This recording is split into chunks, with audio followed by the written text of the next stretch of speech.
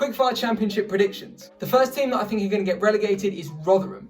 The reason why is because they didn't exactly get promoted in the most convincing way. I don't think they've strengthened their squad enough to stay up. And the second team is Sheffield Wednesday. Starting the season on minus 12 points isn't good, and I also don't think they've strengthened enough either, so I think they might stay up, but I just don't think they'll do it. And the final team to get relegated is Wycombe. The reason for this is because they've signed a few players that I just don't think are going to cut it. The only player they've signed this summer who I think could possibly shine is Daryl Horgan, based on his performance against Brentford. So for the playoffs, the first team I'm going to put in here is Brentford. The reason why is because I don't think they could have got a much better replacement for Ollie Watkins in Ivan Toney. And also, behind Toney, they've got a squad that's already made it to the playoff final once, so I feel like they could do it again. The next team is Nottingham Forest. I feel like the signings of Lyle Taylor and Jack Colback are really good.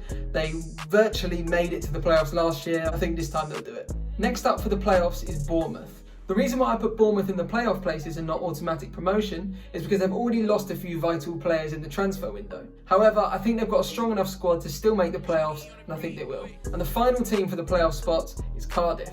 It was a toss-up between them and Swansea, but I think the signings of Kiefer Moore and Ojo from Liverpool could be huge in their campaign, and I think they'll make it. And for the automatic promotion spots, the first team is Watford. They've kept a lot of players that they had in the Premier League, and they've also added Premier League quality through Glenn Murray. I think they're going to do very well.